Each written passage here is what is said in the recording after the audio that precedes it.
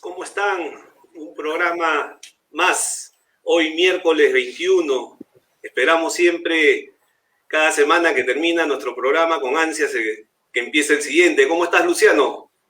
Hola Manuel, ¿qué tal? ¿Cómo están todos? ¿Qué tal?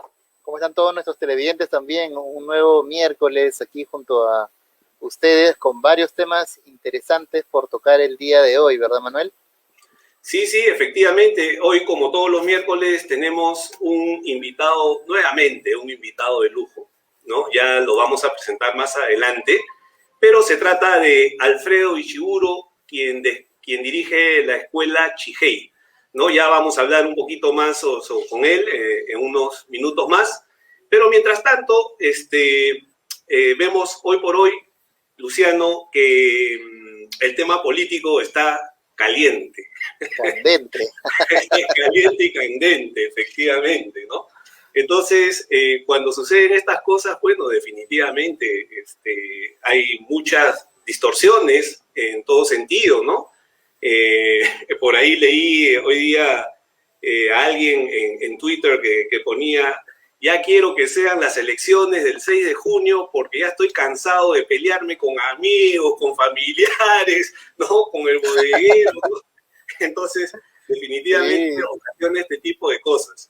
¿Cómo la sí, ves la tú? familia bueno, las familias están que se pelean, ¿no? Unos están a favor de otro candidato, otros a favor del otro. Uno ve en redes sociales, pues, que hay posiciones, pues, contrarias, ¿no? Sobre todo que se han incrementado a raíz de la encuesta del último domingo, ¿no? Que ha enraizado más los problemas.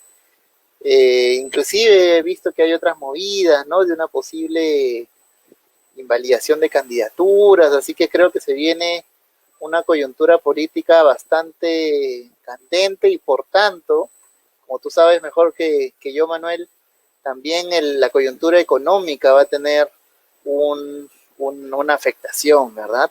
Porque cuando la situación se pone inestable, la economía, la moneda, ¿no? Sobre todo tiene un impacto inmediato, que creo que tú conoces bastante bien, Manuel. Sí, efectivamente, y ha reaccionado, los mercados han estado reaccionando de acuerdo a la última encuesta que se propaló el domingo último, en donde el candidato Castillo, bueno, ha sacado una ventaja algo considerable versus la señora Fujimori. Pero, bueno, todavía nada está dicho y como siempre digo, nuestro programa no es un programa político, pero sí nos interesa saber cómo podría incidir en ciertos aspectos, ¿no? Y justamente, para empezar, yo quería compartir, después de la primera encuesta, ¿no? Después de la primera encuesta, cómo se ha manifestado el mercado. Si me dan un minutito simplemente para poder Ya me hacer... imagino cómo habrá reaccionado. Si cuando terminamos la primera vuelta el tipo de cambio subió, yo me imagino, Manuel, ya no sorprenderás que el tipo de cambio debe haberse incrementado aún más. Sí, exacto, eso ha pasado y acá vamos a compartir unas cuantas láminas que siempre son buenas. No sé si Luciano me puede ayudar si es que se ve la lámina. Todavía no, Manuel. Ahí, Perfecto, ya ahora sí, ya se está viendo, Manuel. ya, perfecto, perfecto. Bueno, como siempre, tenemos ahí el eslogan de lo que debes de saber antes de invertir, ¿no? Bueno, a ver, vamos a comenzar con una lámina rápidamente que es, perdón,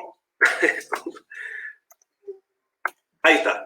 Antes que nada, tenemos ya la colaboración de una sociedad agente de bolsa, que es Fit Capital, sociedad agente de bolsa, el cual nos está ayudando con mucha información, ¿no? Esta es una alianza que tiene la empresa Index Perú, a la cual represento, con Fit Capital, sociedad agente de bolsa, y ellos nos están ayudando con mucha información y a medida que vayan incrementándose los programas, van a haber mayor información aún. Entonces, acá lo que quería comentar era esto. Lo primero, esta información que ven ustedes acá es al día de ayer, ¿no? Entonces, El día de ayer, el tipo de cambio en el Perú, ¿no? Terminó en 3.6950. Lo que quiere decir que con respecto al día anterior, o sea, el día lunes, el tipo de cambio en un día se incrementó 0.6, en los últimos 5 días 1.2, que es donde más está sucediendo el cambio. Miren, 1.2 en 5 días subió el dólar con respecto al sol, y en los últimos 6 meses 2.1, ¿no? En comparación, un año atrás, el tipo de cambio ha subido el dólar con respecto al sol en 1.5. Las demás son unas monedas referenciales, que es la moneda chilena, la moneda colombiana, la moneda brasilera, el real, ¿no? El peso mexicano, el peso argentino, y bueno, y este es el euro versus el dólar. Lo interesante acá es poder comparar, por ejemplo, contra dos países que son gobiernos socialistas, ¿no? Digamos Brasil y Argentina. Vean ustedes en el último año el real brasilero, cómo se ha depreciado versus el dólar, 7.2. Nosotros estamos en 1.5, miren, 7.2. Me acuerdo clarito que hace alrededor de, no sé, 16 meses o algo por ahí, estaba por debajo de 4. O sea, por un dólar era menos de 4 reales. Hoy está en este tipo de cambio. Y en Argentina, la devaluación ha sido peor en el último año. Estamos de 19.7%. Importante poder tener esta gráfica y mentalizarla y sacar nuestras propias conclusiones, porque tanto Brasil como Argentina son países socialistas, ¿no? Esta es una información, por supuesto, que ha sido captada desde Bloomberg. Nos vamos a Perú, estrictamente. El día de ayer, como habíamos visto, el tipo de cambio cerró en 3.6950 y hoy, de acuerdo al BCR, cerró en 3.7130. Eso quiere decir que estos porcentajes se han incrementado, ¿no? Ya el próximo fin de semana, el próximo miércoles vamos a ver cómo variarán, ya que se está corriendo las voces que para este domingo habrán 2 encuestas, justamente viendo cuáles son las posiciones del electorado acá en el Perú. Pero hoy día también ha tenido una subida fuerte, ¿no? De 3.6950 de ayer a 3.7130 el día de hoy, de acuerdo al BCR. Algo importante es qué pasó en la Bolsa de Valores de Lima. Estos son datos del índice Select.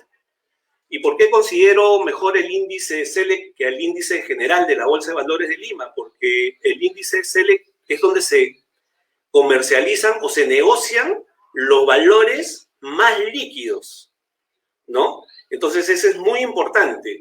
En cambio, en el índice general de la Bolsa de Valores de Lima es el índice en general, y también hay papeles que se mueven muy poco. En cambio, el índice Select sí es un movimiento muy, muy fuerte. Entonces, el lunes, luego de la encuesta, cayó ese índice 4.13, ayer 4.30, y el miércoles, o sea, hoy, cerró con una leve mejora de casi 1%, ¿no? Entonces, estamos viendo cómo se está moviendo también la Bolsa de Valores de Lima. Y para culminar, quería comparar un comparativo con otras primeras vueltas. Esto lo he extraído de Semana Económica, aunque creo que acá en la última información creo que podría haber algún error, sobre todo en la parte de la Bolsa de Valores.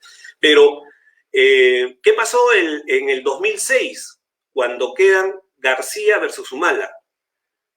Ya se conocía lo que era García, ¿no? Y la bolsa reaccionó positivamente y el tipo de cambio más bien bajó. Sin embargo, en el 2011, cuando quedaron Humala versus Fujimori, ¿no? La señora Keiko Fujimori, la bolsa cayó 3.1 y el tipo de cambio también subió.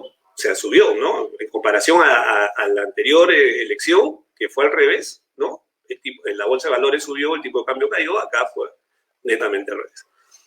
Para el 2016, donde está PPK con su equipo de lujo, ¿no? Con su equipo de lujo versus Fujimori, bueno, no hubo mucho problema. 9% subió la Bolsa de Valores de Lima y el tipo de cambio se redujo en 1.8. En la vacancia de Vizcarra, que fue en el 2020, estos son datos del día siguiente, como ha pasado ahora, del día siguiente. El tipo de cambio cayó 6.5 y, la bolsa de valores cayó 6.5 y el tipo de cambio subió 1.2. Y ahora el tipo de cambio al día siguiente, el día lunes, prácticamente se mantuvo flat y acá sí creo que hay un error, no sé, no me parece que sea así, cayó, ¿no? O sea, definitivamente creo que cayó más de 1.8. Entonces, esta es una información que es importante tenerla en cuenta porque después de todos estos acontecimientos que sucedieron en estos años, la historia nos dice que después hubo una recuperación, ¿no? Ahora, definitivamente hoy las cosas van variando porque si bien es cierto, en el 2011 estaba Keiko Fujimori, en el 2016 estaba Keiko Fujimori, ahora en el 2021 Keiko Fujimori, ¿no? O sea, prácticamente cada 5 años ha estado Keiko Fujimori, ¿no? Como verán acá, pero el contrincante es otro, ¿no? El contrincante es el señor Pedro Castillo, que a todas luces y por lo que se ve en los medios de comunicación, por las redes sociales, sería un gobierno de ser presidente, un gobierno muy radical. Pero hay que tomar las cosas con calma, como yo digo, siempre tenemos una gran fortaleza, el Perú tiene una gran fortaleza en las reservas internacionales netas. Estamos hablando de 75.000 millones de reservas internacionales netas, ¿correcto? Entonces, el gobierno que entre va a contar con ese dinero, puede usarlo para poder hacer el tipo de proyectos que desea hacer. Y si fueran reformas ya muy radicales, bueno, creo que lo primero que haría el gobierno es ir contra esas reservas internacionales, que sería un gran error. Pero hoy por hoy es una fortaleza, esas reservas internacionales. Así que tomemos las cosas con calma, falta todavía tiempo, falta tiempo para el 6 de junio, falta tiempo para el 28 de julio y falta tiempo para después del 28 de julio se conforma el Consejo de Ministros, más todo lo demás que tengan que hacer. Todo toma un tiempo, no tomen decisiones apresuradas. Ese es el consejo que les podría dar. Y bueno, definitivamente agradecer a Fit Capital, aliado estratégico de Index Perú, por proporcionarnos valiosa información. Eso sería, Luciano. Qué interesante lo que nos mencionas, Manuel. De hecho que hay que mantener la calma. De hecho que yo creo que también el incremento en el precio del dólar también se da por la demanda de los dólares que en este caso las personas están requiriendo, ¿no? La noticia ha salido de que los pasajes, por ejemplo, a Estados Unidos se han duplicado, ¿no? Así que la gente necesita dólares en este contexto, así que hay que tomar las mejores decisiones y si es que necesitan dólares, pues creo que Index Perú los puede ayudar con la mejor asesoría, ¿verdad, Manuel? Así es, tenemos un buen tipo de cambio y adicionalmente podemos ayudarlos a que la transacción se haga con total tranquilidad y sobre todo con total seguridad. Exacto, no quería también dejar pasar la oportunidad de saludar también a nuestros televidentes, a Carlitos Cornejo, ¿no? Gracias por estar en conexión, a Antonio Orrego y a Hana Takahashi, buenas noches y gracias por estar en sintonía, ¿no? Como dice Antonio, ¿no? Lo principal es estar tranquilos, ya tenemos bastante con la pandemia, ¿no? Exactamente, hay que mantener la tranquilidad, todavía tenemos un largo trecho que recorrer, Manuel, ¿verdad? Así es, como le decía, ¿no? Hay plazos que hay que ir cubriendo, ¿no? Primero las elecciones, primero la campaña que viene, ¿no? En estas semanas, cómo se van a mover, cómo van a ser las estrategias, las elecciones, la toma de poder y después todo lo que viene después de la toma de poder. Exactamente. Así y ahora es. tenemos otro tema, ¿no? Un tema menos feliz. Así es, Luciano, tú nos has traído un tema que la verdad me gustaría escucharlo porque habla de un tipo de impuesto global. Y me parece interesante, suena interesante y me gustaría conocer un poco más. ¿De qué trata eso, Luciano? Sí, no, y de hecho es importante porque también surgió este tema a raíz de también varias preguntas de nuestros televidentes, porque justamente parte de lo que nosotros hacemos es también revisar los planes de gobierno, ¿no? Y en los planes de gobierno de estas dos opciones que nos quedan, mal que bien, pues hay muchas ideas respecto de cómo vamos a solucionar las cosas. En un plan de gobierno creo que hay más estrategias que en otro, pero en ninguna de las dos mencionan cómo van a hacer para generar más recursos. Y un tema que no mencionan y que creo que va a ser un hecho en realidad, porque creo que el Estado va a tener que sacar dinero de algún lugar si es que no quiere echar mano de estas reservas que tú mismo has mencionado, Manuel, es también incrementando o generando una reforma integral de los impuestos, ¿no? En este caso, el plan de gobierno de Pedro Castillo no menciona una reforma integral de los impuestos, pero sí menciona de que van a haber impuestos para todos, es decir, no va a haber una sola persona que no pague impuestos. Sin embargo, en este sentido, el plan de gobierno de Keiko Fujimori sí es más flexible en el sentido, porque establece de que va a haber una reorganización de los impuestos para efectos de ampliar base tributaria, pero dando cierta flexibilidad a las micro y pequeñas empresas, con lo cual ya vemos un deslinde respecto del tema tributario, con lo cual creemos que en el mediano plazo, en cualquiera sean las opciones, va a haber una reforma en el sistema tributario tendiente a generar en ciertos aspectos más presión tributaria de la que actualmente tenemos. Entonces, desde un punto de vista local, yo creo que se avisoran por lo menos cambios en la legislación tributaria y por tanto más impuestos o impuestos especiales o impuestos pseudo transitorios que normalmente bajo nuestra cultura peruana los impuestos transitorios siguen siendo o se vuelven permanentes normalmente para efectos de tratar de llevar a cabo los planes de gobierno de estas dos opciones, ¿no?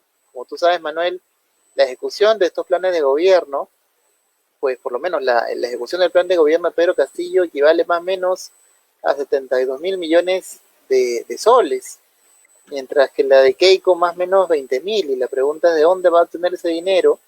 Pues si no son con reservas, van a tener que ser necesariamente con más impuestos. Ahora, y esta situación de un alza en la presión tributaria no solamente es un tema que se está discutiendo a nivel local respecto de estas dos opciones en las elecciones que tenemos y que ya vamos a terminar de votar en la segunda vuelta del 6 de junio, sino también es una situación que se ha ido discutiendo a nivel de las legislaciones en el mundo, ¿no? Lo que se establece, por ejemplo, y también para esto tengo una pequeña diapositiva que quiero en este caso compartir. A ver, vamos a compartir en este momento. ¿Me confirmo si se ve, por favor? Sí, sí, ¿Sí? está bien. Perfecto. Entonces, internacionalmente ha surgido una idea en aras del incremento de la presión tributaria o en aras del incremento en cuanto a la protección de impuestos para los países, la posibilidad de establecer un impuesto mínimo global, es decir, un impuesto, en este caso la renta, la riqueza, que cada país tenga la posibilidad de cobrar, sea en donde esté la inversión, la sede de dirección de sus empresas. Por ejemplo, imagínense ustedes dirán, pero ¿cómo este tema o cómo estos impuestos globales van a poder afectar al Perú? Y la respuesta es que mucho, porque ciertamente estos impuestos globales están pensados en empresas transnacionales, es decir, empresas que puedan ser o que tengan capitales, por ejemplo, peruanos, pero que puedan estar operando en 1, 2, 3, 4 países en el extranjero. Y ejemplos de estas empresas tenemos a nivel local, pues varios ejemplos. Tenemos empresas, por ejemplo, del rubro de belleza, que operan, por ejemplo, en casi toda Latinoamérica. Tenemos empresas cementeras que tienen subsidiarias en varios países del mundo, empresas mineras, empresas financieras y bancarias que tienen también subsidiarias en varios países del mundo y que ya califican como empresas transnacionales, pero que en aras de tratar de conseguir una mejor tasa tributaria, y no me estoy refiriendo necesariamente, Manuel, a que estas empresas transnacionales peruanas inviertan en paraísos fiscales, ¿no? Donde la tasa es cero o mantiene una tasa muy baja, sino en países como por ejemplo Irlanda, como por ejemplo Hungría, que tienen tasas bastante bajas, 7%, 9%, y que podrían ser alicientes para empresas peruanas de generar, por ejemplo, subsidiarias o sedes de dirección en estos países para efectos de generar una tasa o una tributación menor de la que tributarían en el Perú, ¿no? Que nuestra tasa en este caso es de 29.5%. Entonces, ¿de qué trata un poquito este impuesto mínimo global?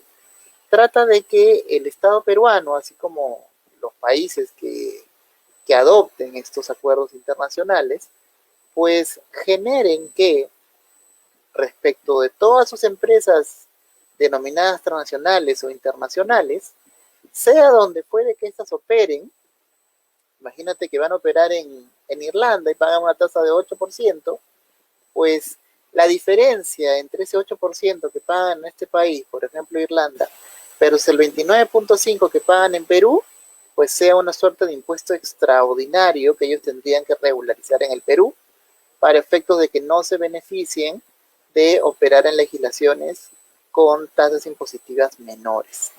Y es por eso que se le llama un impuesto mínimo global.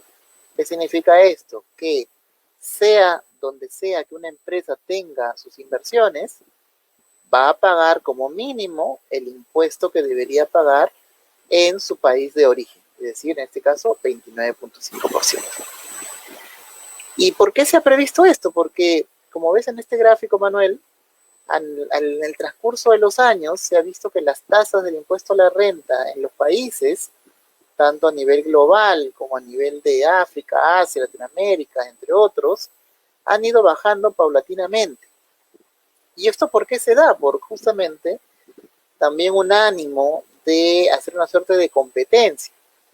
Te das cuenta, las tasas antes eran muchísimo más altas, estaban en 35%, 33%, y actualmente el promedio global está alrededor del 25%. ¿Eso qué quiere decir? Que los países han ido bajando progresivamente sus tasas con el ánimo de atraer más inversión. Porque como tú sabes, Manuel, si queremos invertir en un país, uno de los principales factores de la inversión va a ser, oye, ¿cuánto es que este país me está cobrando de porcentaje de impuestos?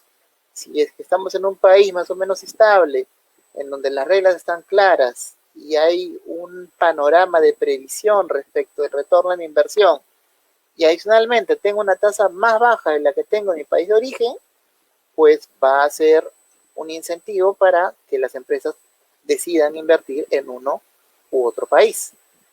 Entonces, ¿qué es lo que ha pasado? Justamente en ese sentido, lo que se está proponiendo, y obviamente Estados Unidos es el principal promotor de esta medida, es que existan justamente estos impuestos mínimos globales a las empresas multinacionales en el mundo. Entonces, imagínate cuánto más de impuestos recaudaría, por ejemplo, Estados Unidos si es que le impusiera esta suerte de impuesto mínimo global complementario a todas sus empresas que las tiene repartidas por todo el mundo. ¿No? Imagínate Uber, ¿no? Que finalmente es una empresa estadounidense, pero que opera en Países Bajos, entonces donde tiene una mejor tasa fiscal. Por el solo hecho de ser estadounidense va a tener que pagar la diferencia entre la tasa que paga en Países Bajos versus la tasa que debería pagar en Estados Unidos. La diferencia va a ser un impuesto adicional, denominado impuesto mínimo global. Ahora, ¿cuándo es que esto va a estar, en este caso, vigente? Pues todavía está en conversaciones. De hecho, que como te comenté, Manuel, tiene todavía un respaldo en la Casa Blanca, Todavía no es tan fácil ponerse de acuerdo, pero en un contexto como el actual de COVID, en que los países necesitan ciertamente recursos, creo que va a haber más de un aliciente a imponer este impuesto mínimo global a todos los países que firmen estos acuerdos. Y más aún en el caso del Perú, porque considerando que el Perú quiere ingresar a esta organización que se llama OCDE, en donde están los países más desarrollados y en donde se armonizan las leyes, principalmente tributarias, para atraer la inversión, lo más probable es que si el Perú suscribe estos acuerdos, este impuesto mínimo global también sea vigente en el Perú. Con lo cual es importante tomar en cuenta la posibilidad de la aprobación de este impuesto, porque ciertamente afectaría a las empresas que puedan calificar como multinacionales o que tengan inversiones en el extranjero. De hecho, que esto va a comenzar primero por empresas estadounidenses, pero yo no creo que vaya a tardar en extenderse esta situación hacia empresas peruanas, ¿no? Así que hay que estar muy atentos para ver exactamente qué es lo que va a pasar. Yo creería, Manuel, en este caso, que si vamos a estar en un gobierno como el de Pedro Castillo, en donde se va a buscar aplicar más impuestos a las empresas más grandes, como las transnacionales y las mineras, pues yo creo que este impuesto mínimo global va a ser una de las principales armas, si no la primera que van a tomar en cuenta para efectos de incrementar el gravamen de estas empresas, con lo cual hay que estar bastante atentos a estas nuevas medidas.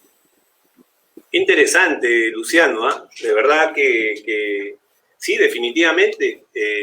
Vemos que el impuesto en cada región han ido concordando casi a llegar a un promedio que es muy similar, ¿no? En todas las regiones. Eso está muy interesante y podría ponerse en práctica en cualquier momento este impuesto mínimo global, sí, definitivamente. Y en el caso del Perú, acá te quiero trasladar algunas preguntas que tenemos de las personas que nos están viendo. Por ejemplo, Antonio nos dice, ¿cómo haría Castillo con los informales de llegar al poder? ¿Dice algo en su plan de gobierno? Gracias, gracias, Antonio. En realidad, lo triste es que no hay nada. En realidad, el plan de gobierno de Castillo en realidad no es un plan de gobierno, es un ideario, ¿no? Es una retórica, es un conjunto de buenas intenciones, no son estrategias. Y obviamente no dice nada respecto de los informales. Lo único que te dice es que todas las personas en el Perú van a tener que pagar impuestos. ¿Qué significa esto? Que posiblemente vaya a haber algún plan de formalización o por lo menos algún plan para imponer a todas las personas, posiblemente algún tipo de impuesto mínimo o inclusive de repente subir el ITF, ¿no? Si es que la intención es que todos paguemos impuestos, quizás la intención de Castillo, porque no lo establece su plan de gobierno, sea subir los impuestos que actualmente ya existen, ¿no? Una de las medidas más sencillas sería el ITF. Toda transacción bancaria tiene un impuesto que casi ni se ve, pero si quieres comenzar a recaudar más, podría subir en 1 o 2 puntos porcentuales las operaciones bancarias y ahí está cumpliendo el plan de gobierno, ¿no? Que todos los peruanos estemos grabados con impuestos. Sí, exactamente, y viene en línea con lo que estaba preguntando Isabel, en el cual dice cómo puede, el tema que has tocado, ¿no? El del impuesto global, cómo puede influir en el Perú. Uh-huh. Bueno, ¿cómo puede influir en el Perú? Y no solo en el Perú, en realidad, sino en la mayoría de países que pretendan implantar este impuesto mínimo global. Pues yo creo que va a depender mucho también de cómo sea la legislación interna, ¿no? Porque finalmente podríamos estar ante un escenario de doble imposición, ¿no? Porque finalmente, si yo tengo una subsidiaria en el extranjero que paga impuestos en el extranjero y adicionalmente por tener esa subsidiaria me van a cobrar un impuesto adicional para tratar de que yo como matriz pague impuestos a nivel de mi tasa local, yo creo que podrían generar situaciones de doble imposición que la legislación interna debería cubrir con una suerte de créditos descontables, de repente algún escenario de deducción, porque si es que no existe algún método para tratar de bajar o rebajar este escenario de doble imposición, podríamos estar ante un escenario de impuesto confiscatorio. Y si llega a ser confiscatorio, y si no cambiamos las reglas de juego actuales de la Constitución, pues podría declararse como un impuesto inconstitucional, ¿no? Pero hay que ver exactamente cómo es que nuestros legisladores lo llevan a cabo, ¿no? Exacto. Y bueno, hay una serie de preguntas, pero creo que algunas se han respondido con lo que has estado diciendo acá. Kember pregunta si se avisoran nuevos impuestos o bajas de impuestos para Perú. ¿Cuál es tu apreciación, Luciano?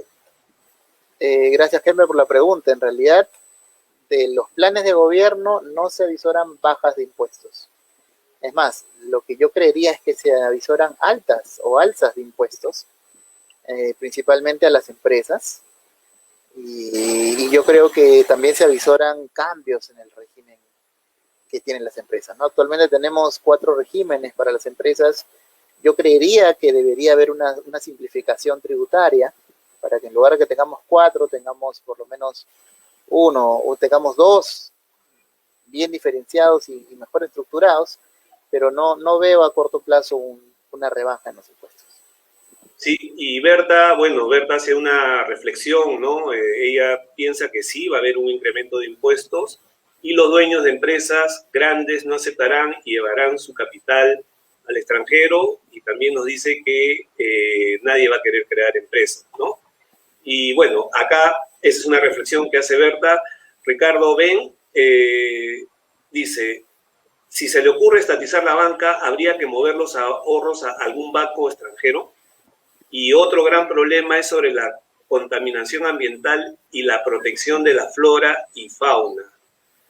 Bueno, estatización, eso sí da miedo, ¿no? Pero yo creo que antes de pensar en estatización, justo lo que yo comentaba al comienzo de las reservas internacionales, creo que ese es algo a lo cual primero irían a buscar cómo poder con ese dinero hacer los proyectos que tendrían en mente hacer. Ahora, ¿qué tipos de proyectos? No sabemos, ¿no? No sabemos qué podría ser. Y es un monto bastante grande, que podría, voy a ir a un hipotético muy negativo, de querer gastarse todas las reservas internacionales, tomaría mucho tiempo. O sea, yo no veo muy rápido gastarse esa cantidad de dinero, ¿no? Y bueno, en cuanto a la contaminación ambiental y la protección de la flora y la fauna, bueno, ese es un tema de proteger el medio ambiente. Sabemos muy claramente que Castillo está en contra de las mineras, ¿no? Y creemos que eso, desde mi punto de vista, no sé qué piensas tú, Luciano, vamos a perder ahí mucha oportunidad de poder hacer ingresar más divisas si es que esos proyectos mineros no se dan. No sé qué piensas tú. Sí, efectivamente, ¿no? De hecho yo creo que es importante sentarnos y revisar los planes de gobierno, sobre todo cómo nos afecta a nosotros los empresarios de a pie, porque creo de la revisión que nosotros hemos dado, hay muchas circunstancias que creo que nos dan de pensar desde un punto de vista objetivo, ¿no? Y la parte ambiental, de hecho, que afecta a muchas empresas y a sectores que son muy dinámicos para el Perú, ¿no? Pues sobre todo la minería y los sectores extractivos. Entonces creo que todo esto va de la mano. Sí, y culminamos con una pregunta más, Luciano, que la hace Walter Henry Bontemps, es ¿cómo podemos evitar la doble tributación con los países que Perú no tiene convenio? Bueno, en estos casos, cuando no existe un convenio para evitar la doble tributación, tenemos que recurrir a las legislaciones internas de cada estado. Entonces, por ejemplo, en el caso peruano, si es que, por ejemplo, una empresa peruana tiene que pagar impuestos en otro país por alguna actividad que realiza en otro país, la legislación peruana te da la posibilidad de tomar como crédito ese impuesto que has pagado en el extranjero, siempre y cuando no exceda la tasa del 29.5%, que es la tasa legal en el Perú, ¿no? Es una suerte de solución que te da la propia legislación interna, ¿no? Con ciertos matices, pero es una solución interna, ¿no? También habría que revisar cuál es la solución que te da el otro país, ¿no? De acuerdo a la legislación interna. Ya en contextos en donde no hay convenios para evitar la doble imposición, hay que revisar cada uno de las legislaciones de cada país. Perfecto, Luciano, muy interesante tu tema, has cautivado a la audiencia, muchas preguntas y te felicito porque de verdad que es un tema muy novedoso, por ahí alguien lo dijo, muy novedosa la información y efectivamente, sí, yo creo que eso puede ser viable en el transcurrir de los próximos meses, porque sí creo que para incentivar justamente la inversión, una parte importante es el tema impositivo, definitivamente. Gracias, Luciano. Muchas gracias por tu tema. Y ahora sí, es momento de presentar a nuestro invitado de lujo. ¿Ah? Especial, el lujo, como tú lo has dicho. Así es.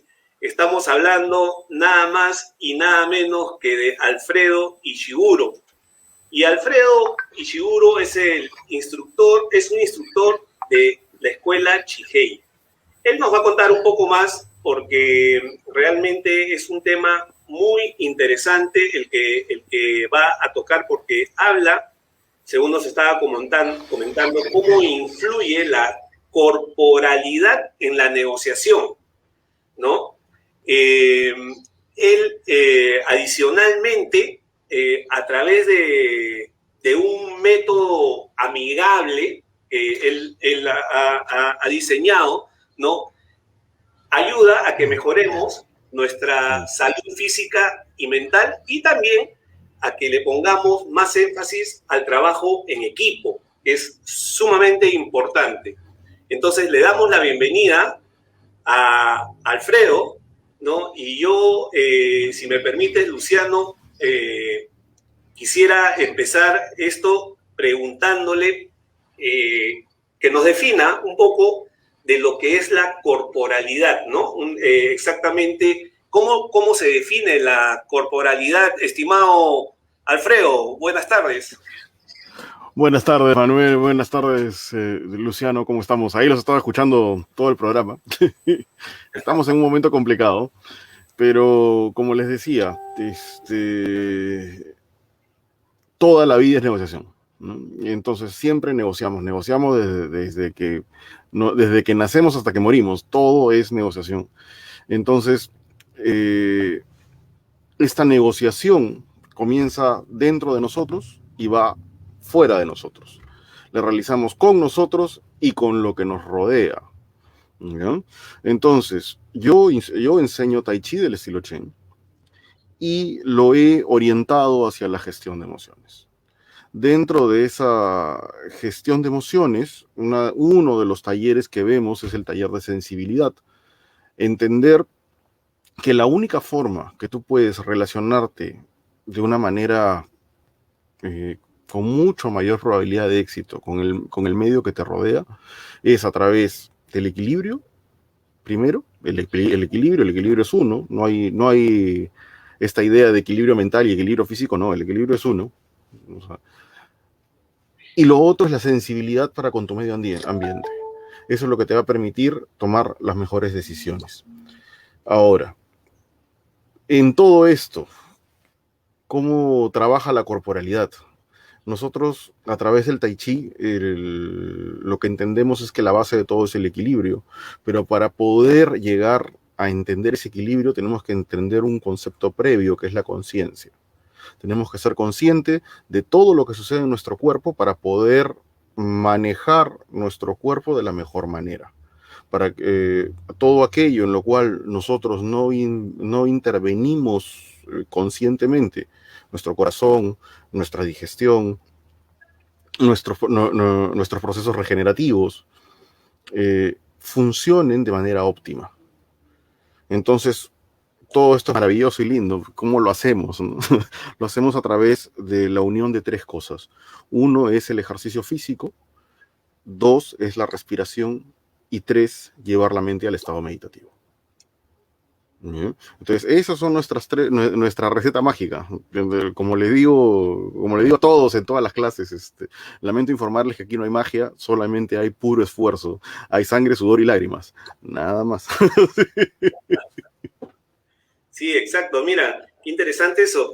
Y definitivamente lo que consigues con esto es equilibrio, ¿verdad? Básicamente un equilibrio en tu ser, correcto, en tu ser que te permita a ti poderte desempeñar de una manera, si cabe el término, más eficiente, ¿no? Más eficiente si es que cabe el término, o de otra forma, de una manera mucho más tranquila, más llevadera, ver la vida de otra forma, de tal de que puedas conseguir tus objetivos de acuerdo a este tipo de método que tú nos estás exponiendo, estimado Alfredo. Luciano, ¿qué comentas sobre esto? No, ciertamente lo que nos comenta Alfredo es sumamente importante, ¿no? Sobre todo en un contexto como el que estamos, ¿no? Alfredo, porque imagínate, los empresarios, una vez que se enteraron de esta circunstancia de pandemia, la declaración del estado de emergencia, y que tuvieron que cerrar sus negocios y después abrirlos, los restaurantes lo volvieron a cerrar, lo volvieron a abrir, les rebajaron el aforo, pues han estado en un contexto de estrés constante, es decir, ante el estrés en algunos casos es visto en nuestra sociedad como algo bueno en algún momento, ¿no? Si tú estás ultra ocupado todo el tiempo, significa que estás siendo productivo, ¿no? Pero en este contexto de COVID, ¿todavía existe esta conciencia del estrés positivo? ¿O cómo lo ves tú? Lo que pasa es que si lo queremos ver ya desde el punto de vista conceptual, el estrés positivo es el estrés que tú eres capaz de gestionar, el estrés que tú eres capaz de manejar. Pero el estrés que no eres capaz de manejar, que ese es el estrés negativo, es lo que nosotros comúnmente conocemos como estrés. El problema está en que este estrés, cuando tú estás bajo el influjo del estrés, automáticamente tu visión se reduce en un 90%, tu capacidad de comprensión se reduce en casi 40% y tú no ves colores, todo lo ves gris. Y está hecho justamente para que tú reacciones, no pienses. Entonces, si vamos a hablar de soluciones creativas en un momento en el cual necesitas soluciones creativas, porque ya no puedes hacer lo mismo de antes, no puedes recurrir al estrés. El estrés es tu peor enemigo. Exacto, y lo que tenemos que... Sí, no, Alfredo, disculpa. Sí, no, y lo que tenemos que entender también es una cosa que mi maestro siempre nos dice, debemos entender que la madre de todo, el estrés es tensión, y la madre de toda tensión es el miedo. O sea, tú no eres mejor porque tienes más miedo, tú eres mejor porque pudiste manejar ese miedo. Y eso lo ves a través de la relajación. O sea, tú cuando ves a alguien que está absolutamente relajado frente a ti, hablamos de negocios, ¿sí? Y tú tienes a tu contraparte al frente y está absolutamente relajada, hablándote, diciendo las cosas directamente, puntualmente, apuntándole a todos los objetivos que tienes. ¿Tú cómo te sientes? No es la mejor situación del mundo. Entonces, porque sabes que si él está relajado es porque, si él está tranquilo, es porque tiene algo que yo no tengo. Sí. Y ese es el punto clave de la negociación. Y esa es la razón por la cual dentro del taller que tenemos de sensibilidad, lo que tratamos de que los participantes entiendan es que la vida es un constante cambio y que más es el esfuerzo y el gasto de energía que ponemos tratando de no aceptar ese cambio que dejando fluir y viendo qué es lo que realmente tenemos que hacer. Esa es la importancia de la toma de decisiones. Entonces, algo que nos debe haber enseñado esta pandemia y toda esta situación en la que nos hemos visto envueltos, incluido nuestra revuelta política en medio, es que no hay palabra más importante que la adaptación. Esa es la palabra clave de la vida. Tú te adaptas. Pero la única forma que tú te adaptes es estando en equilibrio. Entonces, el círculo es equilibrio, adaptación y evolución. Lo que te va a permitir evolucionar es que te hayas adaptado, y lo que te va a permitir haberte adaptado es haber estado en equilibrio. Pero para llegar al equilibrio tienes que estar relajado. Y ahí volvemos a la corporalidad. ¿Cómo nuestra mente entiende que está relajada? A través de nuestro cuerpo. ¿Cómo llegamos a nuestra mente? ¿Cómo hackeamos nuestra mente? A través del cuerpo. Y eso es la razón por la cual hemos trabajado este taller de corporalidad, la negociación a partir de la corporalidad. Exacto. Muy interesante, muy importante lo que dices, Alfredo. Definitivamente creo que la pandemia nos ha traído una serie de conflictos, ya sea familiares, entendiendo conflictos, digamos, como penas, ¿no? Más que otra cosa. También laborales, porque vemos alrededor nuestro parientes, amigos que han fallecido, ¿no? Vemos cómo ha afectado la economía esta pandemia y en Perú muy fuerte. Vemos amigos y familiares que van perdiendo empleos o personas que habían hecho emprendimientos y que han tenido que dejarlos. Muchos negocios reconocidos durante años han tenido que cerrar las puertas, ¿no? Entonces, yo me imagino que todo esto en el Perú debe haber ocasionado un estrés sumamente fuerte, muy fuerte. Yo creo que la población peruana está viviendo con un estrés muy, muy fuerte, y más aún, sobre todo, que nos han quitado, la pandemia nos ha quitado una forma de vivir como estábamos acostumbrados a vivir, ¿no? Encerrándonos por cuidarnos, ciertas limitaciones, no pudiendo, hasta lo más simple, gozar de una playa que al peruano le gusta tanto. Entonces, ese tipo de cosas ocasionan definitivamente un impacto negativo en el ser, ¿no? En el ser de la persona. Entonces, en base al método que tú nos estás hablando, una pregunta que yo quería hacerte: ¿cuáles serían los beneficios que podrían encontrar las personas al seguir el método que tú propones, ¿no? ¿Cuáles serían los principales beneficios que encuentran las personas? Lo primero es la salud. Lo primero es entender que un cuerpo relajado, un cuerpo en equilibrio, es necesariamente un cuerpo sano. Y el hecho que ya no tengas que lidiar con los problemas del cuerpo hace que la mente tenga muchos menos problemas de qué preocuparse. ¿Ya? La segunda cosa importante es entender una cosa que es un poquito más complejo por el tema de cómo nos han criado a nosotros como occidentales. A nosotros nos han criado con esta idea de que la mente es sobre el cuerpo, que siempre tenemos que ser fuertes y duros, pero la vida no va por ahí. O sea, lo que tenemos que entender es que la mente y el cuerpo están metidos en un mismo saco y ambos tienen que comprenderse, hay que conciliar. Ese es el momento en que realmente todos tus objetivos, todos tus sueños, todo se alinea. Y la tercera cosa que viene a colación con lo que nosotros proponemos es que nos hacemos más fuertes, porque entendemos otra forma de nacimiento de la fuerza. Nuestra fuerza nace nosotros concebimos la fuerza naturalmente a partir del miedo. Entonces, y el miedo nos hace creer que la fuerza tiene que ver con la dureza. Entonces, mientras más duro soy, más fuerte soy. Y eso no es tan cierto. Algo mientras más duro es más fácil de partirlo. Si no, el tema muy sencillo es en las artes marciales, que ahora lo ponen de moda, pues no, eso de partir tablitas no es tanto porque yo soy fuerte rompiendo la tabla, sino era una forma de mostrar que realmente la dureza, esa rigidez no servía de nada, que nuestra carne, siendo flexible, podía romperlo. Y ese es el tema que tenemos que entender. La relajación, la flexibilidad, la suavidad, si lo quieren llamar en un término extremo, es el real nacimiento de una fuerza que es mucho mayor, mucho más duradera y mucho más útil para nuestro cuerpo.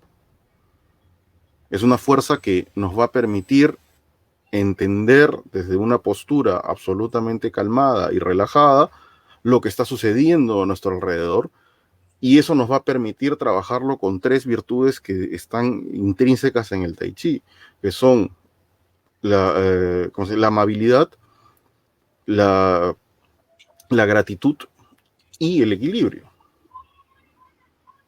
Ese es el punto importante. Entonces, nosotros vamos a llevarlo, o sea, el mirar hacia adentro nos va a permitir encontrar la inspiración y la creatividad que necesitamos para poder resolver los problemas que tenemos afuera. Como hablábamos hace un rato, creo, el tema de toda crisis es una oportunidad, ¿no? O sea, siempre lo toman como que es parte de un ideograma chino, pero eso no es tan cierto. Pero sí, toda crisis es una oportunidad de ver, de revisar y de entender qué cosa es lo más importante. En esta pandemia nos ha servido o espero que nos haya servido para entender qué es lo más importante. O sea, negocios se hacen, plata se hace, pero la salud de uno y la salud de la familia no tiene precio. Entonces, eso es lo que vamos a tratar, o sea, tratar de darle importancia a la calidad de vida, tratar de darle importancia a lo que queremos de nuestra vida y al final lo que queremos trascender de nuestra vida. Esa es parte de lo que nosotros vemos, ¿no? Ya en el punto más extremo y más filosófico, ¿no? Pero en el punto práctico es bien sencillo. Mejora la calidad de vida a través del equilibrio físico y mental.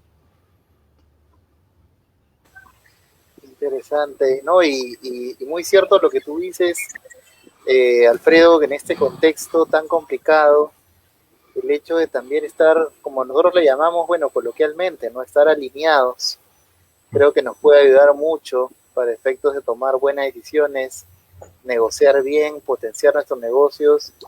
Y yo creo que también, como nosotros lo decimos coloquialmente, pero de hecho tú debes tener una posición más científica de esto, que es, como dicen, levantar las vibras, ¿no? De todo este contexto, ¿no? Y en ese sentido también tenemos varios comentarios de Rosnel Rodríguez, ¿no? Que ya nos comenta, dice, el aprendizaje social minimiza los conflictos, pero requiere la gestión de emociones, ¿no? Nos comenta también de que el miedo, dice, no te debe dominar y que hay que adaptarse siempre, identificar, medir y desarrollar, ¿no? También tenemos algunas preguntas de nuestro público, Alfredo. Por ejemplo, nos pregunta Kember Guevara, ¿no? ¿Cómo las artes marciales pueden dar dinamismo a la generación de negocios? Esa es una pregunta muy interesante. Justamente hay un análogo que siempre se hace y que lo hemos visto no solamente en el marketing, sino también en las finanzas, que siempre te hablan de los libros clásicos, los libros clásicos japoneses y chinos, justamente que tienen que ver con la metodología de guerra, ¿no? Lo más grande es Sun Tzu por el lado chino y tienes a los 5 anillos por el lado japonés, pues, ¿no? Entonces, es entender, o sea, volvemos a una de las palabras clave dentro del Tai Chi, la conciencia. ¿No? La conciencia es lo que te permite entender no solamente lo que tú eres, sino lo que te rodea. Y esa es una de las premisas importantes de los negocios. Y una de las cosas que yo siempre le digo a muchos amigos cuando comienzan a emprender, les digo, es importante que hagan algo que realmente les guste, ¿no? Y eso es algo que yo aprendí a golpes en el arte marcial. O sea, tú tienes que hacer artes marciales porque te gusta hacer artes marciales, no porque te obligan. Porque si te obligan, ten por seguro que nunca vas a ser bueno. En cambio, si a ti te gusta, así no tengas las habilidades, así no tengas las condiciones físicas, vas a encontrarlas de como sea. Lo mismo sucede en los negocios. Si tú haces algo que te gusta, al final no es tanto la ventaja cuando te vaya bien, sino más bien cuando te vaya mal. Y eso pasa en cualquier negocio, porque los negocios son cíclicos, igual que en las peleas. El tema pasa que cuando te va mal y tú haces algo que te gusta, encuentras la manera de que funcione. Le das todos los giros, buscas las aristas. En cambio, cuando estás con algo que no te gusta, simplemente, no, esto no funciona a ti, lo tiras. Y esa es una de las cosas importantes. Una de las palabras que deberíamos tener mucho más fácil en nuestro léxico, que es la compasión, ¿no? Nosotros entendemos la compasión como por las canciones estas, por los valses, ¿no? Una cuestión muy vertical, no me compadezcas. Pero realmente la compasión es algo muy horizontal. Yo entiendo tu sufrimiento como si fuera el mío. Lo mismo sucede al final eso también es parte del negocio, es parte de entender qué cosa es la necesidad que hay y a partir de eso qué puedo ofrecer yo para mejorar esa necesidad. Y dentro de eso, pues, definitivamente voy a tener una ventaja económica. Pero si yo trato de hacer un negocio a la vieja escuela, yo te voy a crear una necesidad, ya estamos en una cosa mucho más difícil, pues, ¿no? Claro, no es natural, ¿no? Como tú bien dices, Alfredo. También tenemos otra pregunta, Alfredo, también del público. Ha estado bastante interesante tu tema. Y nos preguntan también con relación a lo que comentaste, ¿no? Del arte de la guerra. ¿No? Y nos pregunta aquí Isabel Jiménez, nos dice, ¿cómo es que, qué reglas o qué partes o qué aprendizajes de este arte de la guerra de Sun Tzu deberían usar los empresarios en un contexto como el que vivimos? ¿Qué es lo que opinas? El más importante, creo yo, y el más aplicable dentro de todo este esquema es conoce a tu enemigo como a ti mismo. O sea, no hablemos de enemigo, hablemos de oponente. Siempre tú tienes que parte, y volvemos al mismo punto que hemos hablado todo este tema, conciencia. La conciencia te va a permitir conocerte y saber cuáles son tus límites, hasta dónde puedes llegar, hasta dónde puedes ir. Y a partir de ello comenzar a empujarlos poco a poco para ir tratando de llegar más allá. Sun Tzu decía, aquel que conoce a su enemigo y no se conoce a sí mismo tiene 50% de la batalla. Aquel que se conoce a sí mismo pero no conoce a su enemigo tiene 50% de la batalla. Pero aquel que no conoce a su enemigo y no se conoce a sí mismo, ese está perdido de todas maneras. Entonces, parte de nuestra práctica va a eso. Primero al autoconocimiento. Y una vez que que vas ganando ese autoconocimiento, entender que lo que está más allá no tiene por qué alterarme, ¿no? Hablábamos del proceso meditativo y la importancia del proceso meditativo, o sea, más allá pues de muchas cosas que se hablan de la meditación, lo más importante de ella es que te centra en el estado presente. Y eso hace ver tus emociones y pensamientos en su verdadera dimensión y forma. Es como que nosotros fuéramos miopes mentales y vemos todo borroso. Y es a través de la meditación que realmente lo vemos como es, nítido, ¿no? Enfocado. Y eso tú cuando puedes ver algo nítido, enfocado, recién puedes dirimir qué tan amenazante es. Mientras tanto, todo es una suposición. Entonces, una de las cosas importantes que te da Sun Tzu es eso. Busca primero la tranquilidad, busca primero la situación en la cual tú puedas observar todo el panorama. Y una vez que tengas todo el panorama, analiza qué cosa es lo que te conviene. El suponer, o sea, puedes tener golpes de suerte, pero ¿cuántos golpes de suerte conoces? ¿Y cuántos golpes de suerte conoces que sean seguidos? Porque ese es el negocio, básicamente. Eso es lo que hace sustentable el negocio. Entonces, si lo vas a poner en manos de la suerte, bueno, qué suerte tengas, ¿no? Así es. Estimado Alfredo, ya vamos culminando el programa, ya estamos llegando a la hora. Acá Rosnel Rodríguez cita a Eduardo Punset, debe ser así.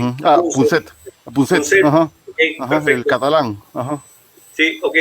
Entonces, ella lo cita y pone lo siguiente: la gestión de emociones debe enseñarse en la primera infancia.